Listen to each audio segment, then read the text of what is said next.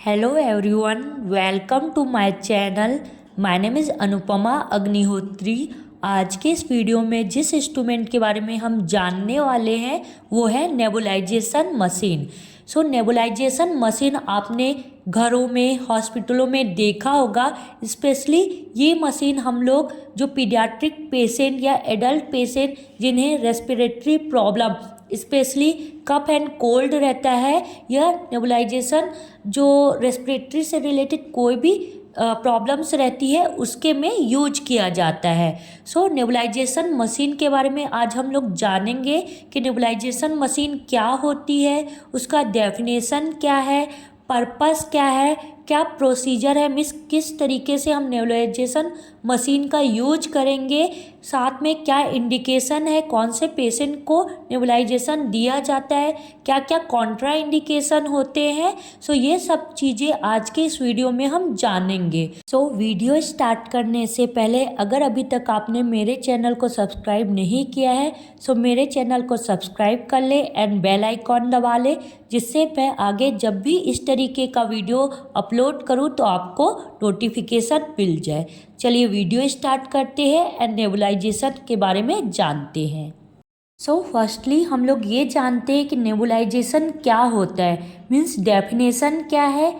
Process of dispersing a liquid medication into microscopic particles and delivering into lungs as a patient inhale through the nebulizer। Means जो nebulisation होता है इसमें एक liquid मतलब medicine होती है, वो माइक्रोस्कोपिक के द्वारा पेशेंट के लंग्स में इनहेल होता है नेबुलाइजेशन के द्वारा, तो उसे नेबुलाइजेशन कहते हैं। It is use to liquified and remove retain secretion from the respiratory tract. Nebulisation में क्या होता है, जब हम नेबुलाइजेशन लेते हैं मतलब वो जो मेडिसिन होता है वो हमारे लंग्स में जाता है, उसके बाद क्या होता है जो सिक्रीशन होता है जो हमारे रेस्पिरेटरी ट्रैक्ट में फंसा होता है वो बाहर स्पेल आउट होता है, इससे हमारे जो रेस्पिरेटरी ट्रैक्ट में ब्लॉकेज होता है वो रिमूव हो जाता है और हम अच्छे से सांस जो होती है मतलब ब्रीदिंग जो होती है वो ले पाते हैं। नेबुलाइजेशन से क्या होता है, जो लिक्विड या मेडिसिन होती है वो हमारे लंग्स में जाती है और लंग्स में जाने के कारण जो भाप होता है वो हमारे लंग्स में जाएगी, जिससे रेस्पिरेटरी ट्रैक्ट में जो भी ब्लॉकेज होगा वो रिमूव हो जाएगा और हम अच्छे से ब्रीथ कर पाएंगे। ये डेफिनेशन था नेबुलाइजेशन का। सेकेंड है पर्पस। पर्पस क्या होता है नेबुलाइजेशन का? First, to relieve respiratory insufficient due to the bronchospasm. Bronchospasm के कारण जो हमारे रेस्पिरेटरी ट्रैक्ट में इनसफिशिएंट हुआ रहता है वो रिलीव हो जाता है जब हम लोग नेबुलाइजेशन लेते हैं। Second, to correct the underlining respiratory disorder responsible for bronchospasm. Nebulisation लेने से जो भी रेस्पिरेटरी डिसऑर्डर होता है किसी भी पर्सन पेशेंट के में वो भी ठीक हो जाता है। नेक्स्ट वन है to liquified and remove retain thick secretion.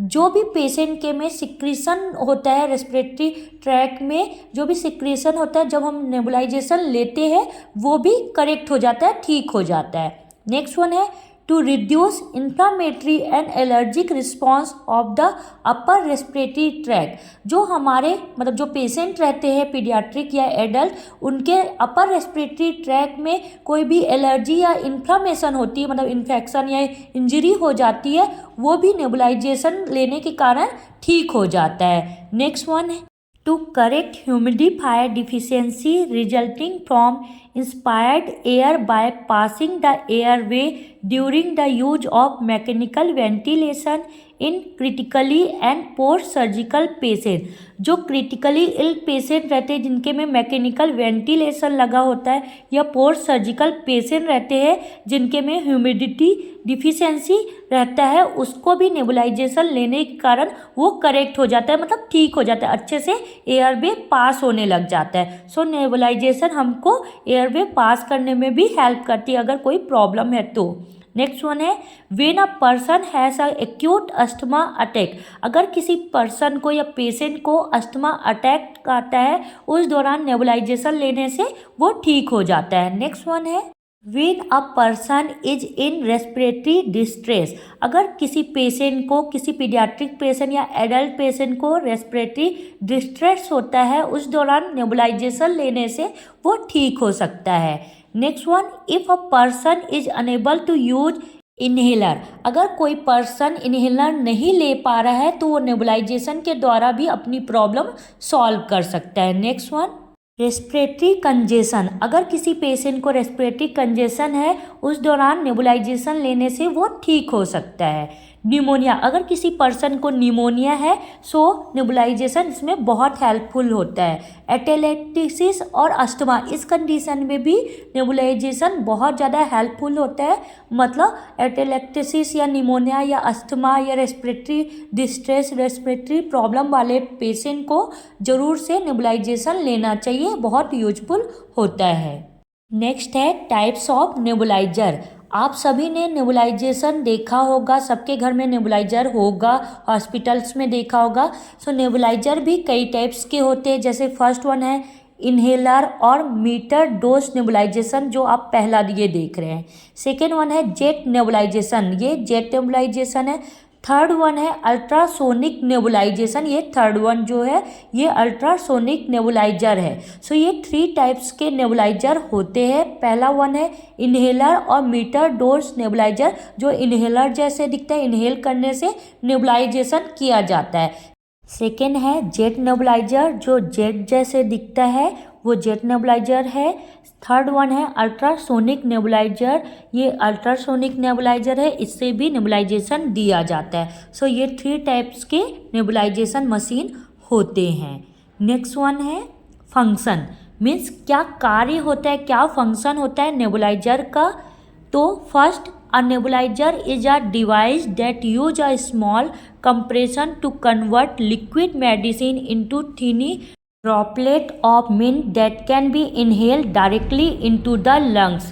Means जो नेबुलाइजेशन मशीन होती है उसमें हम लोग जो भी लिक्विड या मेडिसिन डालते हैं वो ड्रॉप के थ्रू हमारे लंग्स में जाती है, इसे हम लोग इनहेल करते हैं। Second, since the medicine goes straight to the lungs, onset of the medication action often take place rapidly। जब वो मेडिसिन हमारे लंग्स में जाती है उसके बाद वो रैपिडली एक्शन होता है उस मेडिसिन का नेबुलाइजेशन के through. Next, this promote quick symptom relief in the case of illness such as asthma where fast relief is desirable। Means जब भी हम नेबुलाइजेशन लेते हैं उससे जो भी इलनेस होती है, रेस्पिरेटरी प्रॉब्लम होती है लाइक अस्थमा, निमोनिया, जो भी सिम्टम दिखाई देते हैं वो क्विकली रिलीव भी हो जाते हैं नेबुलाइजेशन लेने के कारण।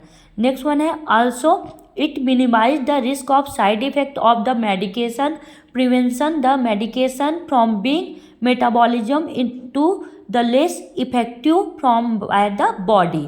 सो जो भी हम नेबुलाइजेशन जब लेते हैं तो जो भी साइड इफेक्ट रहता है वो भी मिनिमाइज हो जाता है नेबुलाइजेशन के कारण।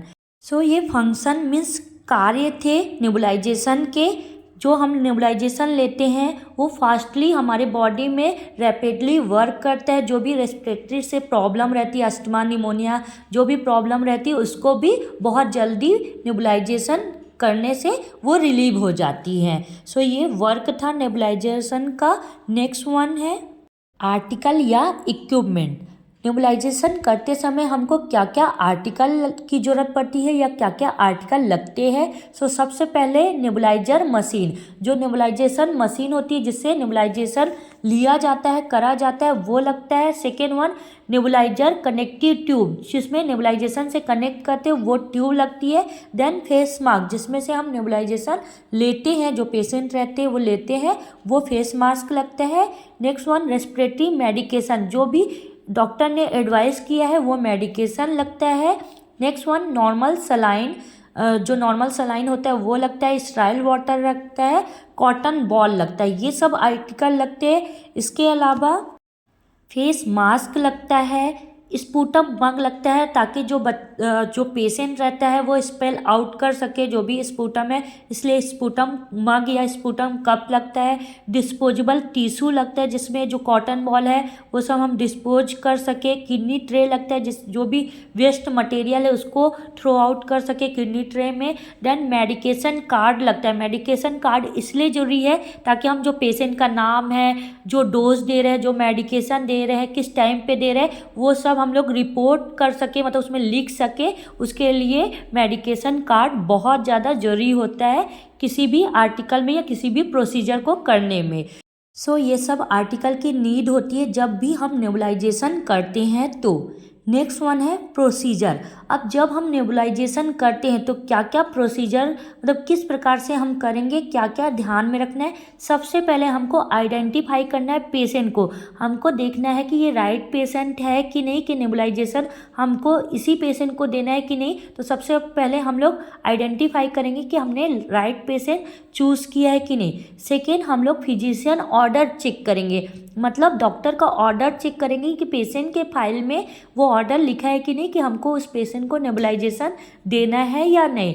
Next one, monitoring heart rate. उसके बाद हमको बिफोर एंड आफ्टर जब भी हम नेबुलाइजेशन करेंगे और करने के बाद हमको हार्ट रेट पेशेंट का या बेबी का चेक करना है। इसके बाद हम लोग एक्सप्लेन करेंगे प्रोसीजर पेशेंट को। जो भी पेशेंट है उसको हम लोग प्रोसीजर एक्सप्लेन करेंगे कि हम लोग आपको नेबुलाइजेशन करने वाले हैं, उससे क्या फ़ायदा होगा, क्या होगा, ये पूरा चीज़ हमको एक्सप्लेन करना है। फिर उसके बाद हम लोग पेशेंट को कंफर्टेबल पोजीशन देंगे कि बेबी और पेशेंट जो भी है क्लाइंट हमारा वो अच्छे से कंफर्टेबल पोजीशन में है कि नहीं, वो करेंगे। उसके बाद हम लोग क्या करेंगे, ऐड करेंगे जो भी प्रिस्क्राइब मेडिकेशन है उसको उस जो भी ट्यूब है उसमें ऐड करेंगे। उसके बाद हम लोग नेबुलाइजेशन मास्क को पेशेंट के में लगाएंगे। जो एडल्ट पेशेंट होते हैं उसके में फेस मास्क हम आराम से लगा सकते हैं और पेशेंट आराम से इनहेल कर लेता है। लेकिन जो न्यूबॉर्न न्यूनेट बेबी रहते हैं उनको जब भी हम नेबुलाइजेशन देते हैं तो वो मास्क लगाने में बहुत प्रॉब्लम क्रिएट होती है। तो उसके लिए हमको क्या करना है, नेबुलाइजेशन स्टार्ट करके फेस मास्क को मदर को दे देना है, जिससे मदर अपने हाथ में पकड़ के बेबी के नोज और माउथ के पास रखेगी, जिससे बेबी जो भी उसका भाप रहता है वो इनहेल कर सकेगा। फेस मास्क लगाने से अच्छा हम लोग उस बेबी पेशेंट को, जो बेबी रहते हैं न्यूबॉर्न बेबी, उनको इनहेल करा सकते हैं। नेक्स्ट वन, नेबुलाइजेशन देते समय हमको ऑब्जर्वेशन करना है। ऑब्जर्व करना है कि पेशेंट और जो भी क्लाइंट है उसके में कोई साइड इफ़ेक्ट तो नहीं हो रहा है। उसके लिए हमको पूरे प्रोसीजर के दौरान ऑब्जर्वेशन करना है कि कोई भी साइड इफ़ेक्ट हो रहा है कि नहीं, वो देखना है। देन इंस्ट्रक्ट करना है पेशेंट को कि स्लोली ब्रीथ करे पेशेंट, तो वो हमको करवाना है।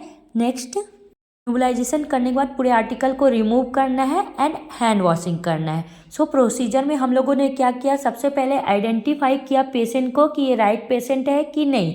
उसके बाद सेकेंड में हम लोगों ने डॉक्टर का प्रिस्क्रिप्शन देखा कि डॉक्टर ने प्रिस्क्राइब किया है कि नहीं नेबुलाइजेशन, और कौन सी मेडिकेशन प्रिस्क्राइब किया है वो चेक किया। नेक्स्ट में हम लोगों ने पेशेंट को नॉर्मल पोजीशन, जो भी आइडेंटिफिकेशन पोजीशन रहता है, जैसे नॉर्मल पोजीशन होता है नेबुलाइजेशन का, सेमी फॉलर पोजीशन, तो हम लोगों ने सेमी फॉलर पोजीशन पेशेंट को देना है। उसके बाद हमको पेशेंट का breath sound, respiratory status, pulse rate, ये सब चीज़ें चेक करके रिकॉर्ड करनी है। फिर पेशेंट को टीच करना है कि कैसे वो पेशेंट इनहेल करेगा नेबुलाइजेशन को। उसके बाद हमको क्या करना है, प्रिपेयर करना है इक्विपमेंट। जो भी इक्विपमेंट है इसको प्रिपेयर करना है। प्रिपेयर करने के पहले ही हमको हैंड वॉशिंग कर लेनी है। उसके बाद चेक करना है डॉक्टर ऑर्डर कौन सा मेडिकेशन प्रिस्क्राइब किया गया है। उसके बाद उसको इनहेल करना है, नहीं सॉरी, इसके बाद हमको पेशेंट के नेबुलाइजेशन जो ट्यूब है उसमें उसको डालना है और फेस मास्क के थ्रू पेशेंट के में लगाना है और पेशेंट को बोलना है इसको इनहेल करे। साथ में जो स्पूटम कप है वो भी साथ में रखना है, ताकि पेशेंट को अगर स्पूटम आए तो उसको स्पेल आउट कर सके। इसके लिए उसके पास में हमको स्पूटम कप भी रखना है पेशेंट के साइड में। इसके बाद प्रोसीजर करने के बाद पूरे आर्टिकल को रिमूव कर देना है, अच्छे से वॉश कर देना है और हैंड वॉशिंग कर लेना है। ये प्रोसीजर था नेबुलाइजेशन को, जिसको हमको ध्यान में रखना है। इसी प्रकार से नेबुलाइजेशन का प्रोसीजर हमको करना है। नेक्स्ट वन है साइड इफ़ेक्ट। अब हम नेबुलाइजेशन करते हैं, कई बार उसका साइड इफ़ेक्ट भी होते हैं पेशेंट के में, जैसे ड्राई और इरिटेबल थ्रोट, टेम्परेरी और ओकेजनल कफ हो जाता है। जब भी हम नेबुलाइजेशन करते हैं तो कई बार, हमेशा तो नहीं, कई बार थ्रोट जो होता है ये इरिटेबल हो जाता है और कफ भी आने लग जाता है। स्नीज भी कभी कभी बहुत ज़्यादा छींक आने लग जाती है।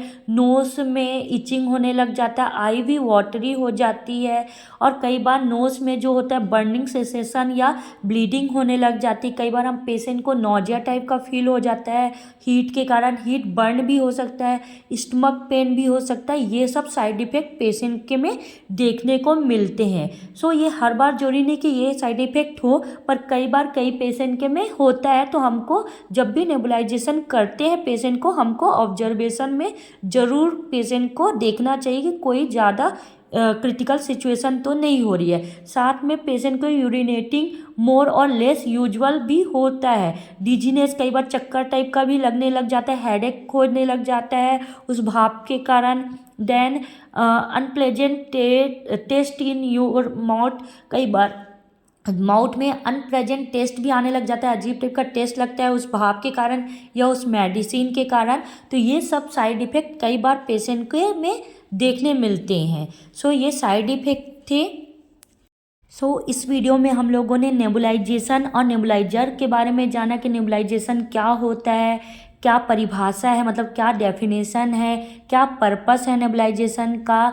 देन साथ में उसका फंक्शन जाना, प्रोसीजर देखा हम लोगों ने, और इक्विपमेंट जाना, क्या क्या इक्विपमेंट लगता है नेबुलाइजेशन के दौरान, और साइड इफ़ेक्ट क्या क्या होता है, ये सारी चीज़ें जानी हम लोगों ने। नेक्स्ट वीडियो में हम ये जानेंगे कि हम नेबुलाइजेशन को कहाँ से इजीली परचेस या ख़रीद सकते हैं, कौन सी अच्छी वाली नेबुलाइजेशन मशीन होती है, उसके बारे में मैं आपको डिटेल में बताऊंगी। अगर आपको इसी प्रकार का वीडियो आगे भी देखना है तो आप मेरे चैनल को लाइक करें, शेयर करें एंड सब्सक्राइब करें। सब्सक्राइब करके बेल आइकॉन ज़रूर दबा लें, जिससे जब भी मैं आगे वीडियो डालूँ आपको नोटिफिकेशन मिल सके। वीडियो देखने के लिए थैंक यू सो मच।